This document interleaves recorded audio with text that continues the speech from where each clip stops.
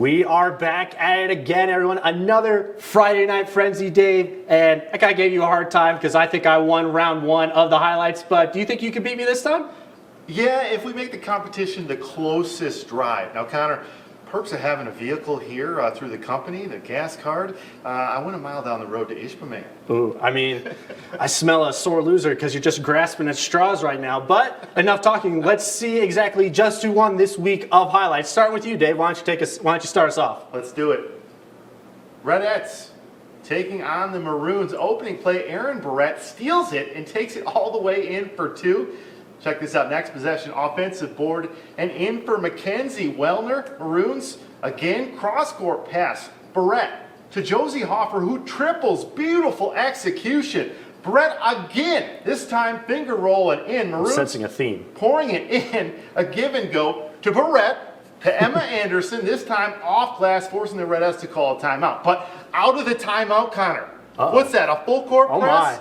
Barrett feeds Hoffer, who draws the foul. Marquette trying to get in, getting a pass in to the interior there, but stolen away. Anderson, she's going to get the pass, stops, spins. Very nice. Pretty hook, just like Connor Sturgill in high school. Menominee wins 54-30. Making me blush. Moving to Manistee versus Nagani. First quarter drive by Mason Sager. Misses, but Eli Lukula cleans it up and in. Right back at it. Lukula put it in work in the points in the paint. Those are big, right, Connor? Always. He does it the hard way. Emeralds march down the court and answer in a big way. Sammy Warren from deep, and it's good. Warren again, this time with a teardrop. And so in possession, rebounds finds the big man, as it always does. At the buzzer, Lukula. Manisteeks, well, they're going to try to turn it around here. I certainly hope they can. Turn open man in the corner here. Jordan St. John, he answers with a triple, Connor. My favorite name so far. You saw him do it down low. Well, now you're going to see him do it from three.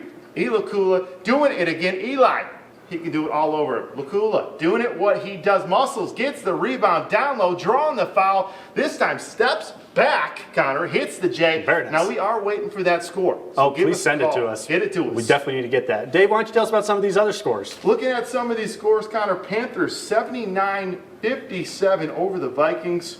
Forest Park over the Wolves as well. Big win there, 46-44. Let's check out some more scores coming our way here. Now, Cedarville Trojans 46, Pickford 35, Brimley Bays.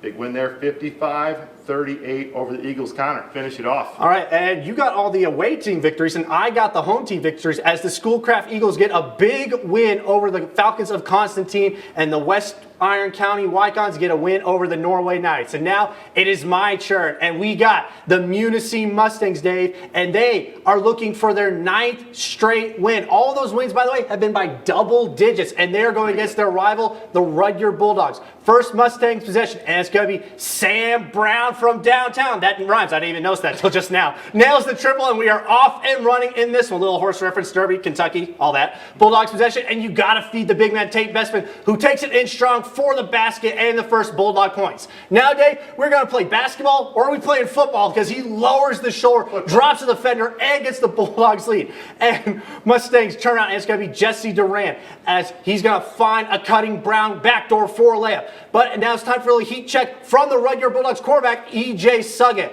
And Munising now, they're going to go back to work. And Kane Nebel, who finished with 17 points, hits the J, and we are tied up. Now, we got to go show some more love for defense, as Cam Pearson gets the steal, and he feeds it ahead to Hayden Mills for the layup. Mustangs trailing by 2, but it does not last long as Nebel drains the 3, and the Mustangs win their 9th straight game by double digits, beating the Bulldogs 59-49. And we have the North Central Jets and the Lady Trojans of Forest Park, and Le Crucier with the nice looking floater for the Jets. And it was back-to-back as Lauren Kudo drains the Trojans 3. Now a nice little bit of passing here, Dave. No nickels, no pennies, just dimes. And now it's going to be Andy Arsenal who's going to drive in. But the Trojans, they have some dimes of their own, as LaChapelle is going to find Emma Stipend, who's going to get around her defender for the sweet finish at the rack. Now, how about some back-to-back defensive plays this time? As the Trojans, they're going to get the steal, but Arsenal is going to able to alter the shot just enough. And now the Jets, they're coming back up the floor. And Arsenal, she doesn't want to drive it, doesn't want to risk the block. So she's like, I'm going to plant my feet right here, hit the J. That gets that shooter's roll that we all love, Dave. Oh, yeah. And now more defense, even more defense as Zoe Labonte literally rips the ball out of her hand, looking like a football player there herself. And it's going to be Arsenal again. And she leads the Jets to a win, beating the Lady Trojans 52-46.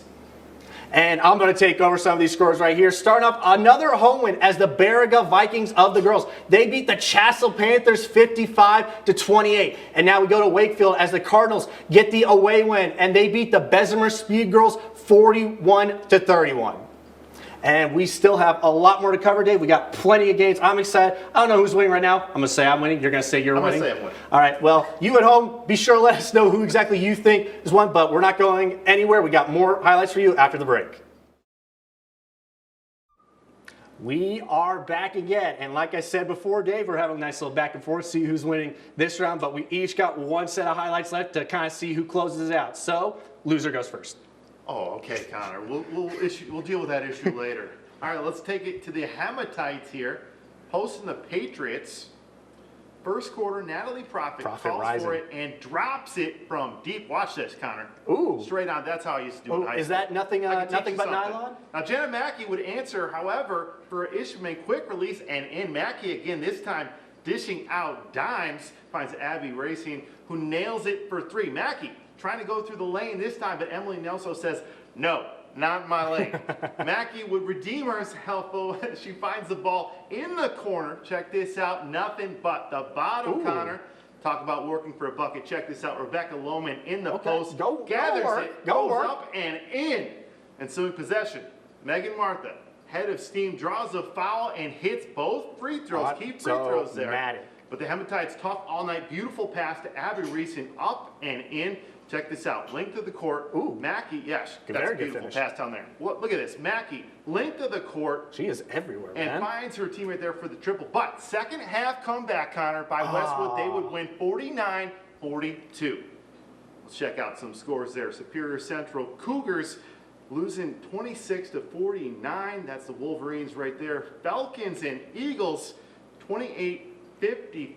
Eagles winning that ball game. Schoolcraft getting the sweep. And I'm going to take this last one as the Nagani Minor girls. They get another win, beating the Iron Mountain Mountaineers 71-45. And how about some Flivers and Eskimos, one of the best teams in the UB and Escanaba, and in my opinion, one of the best mascots in the Flivers. Never heard that before. Eskimos leading, and they are trying to keep the Flivers down as Brayden Frazier's going to hit the three from the corner for Esky. Now, ensuing Flivers possession, and a nice looking fadeaway, about as nice as the fade I got today, but well, I don't know about that. Esky back on offense, and this time it is some brotherly love as big bro Carr Hudson dishing to little brother calling for an easy bucket. Flivers going back to work though, and another fadeaway this time as they're gonna get a little bank shot at cashing those checks, talking about dimes and everything. Now Hudson, he's going to get back to the inside and a fast break for Kingsford, and they are going coast to coast for the nice little sweet finger roll finish. Now, speaking of fast off points, the inbounds pass, just like Esky scored off, and Hudson representing all us big brothers out there. Now I got to say, in my opinion, you gotta be biased to big brothers whenever you can show up your little brother. As Hudson gets another bucket and the Eskimos rack up another win, beating the Flivers 70-41. All right. Competition aside, Dave, that was very exciting. Lots of fun, Connor, as we do every week. We'll be here next week, but Connor, we're going to keep it safe. We're going to keep it safe. Thank you all again so much for watching us. We hope to see you next week. Be safe, like Ronnie said. We want you all to be safe, and have a great weekend, everybody. See ya.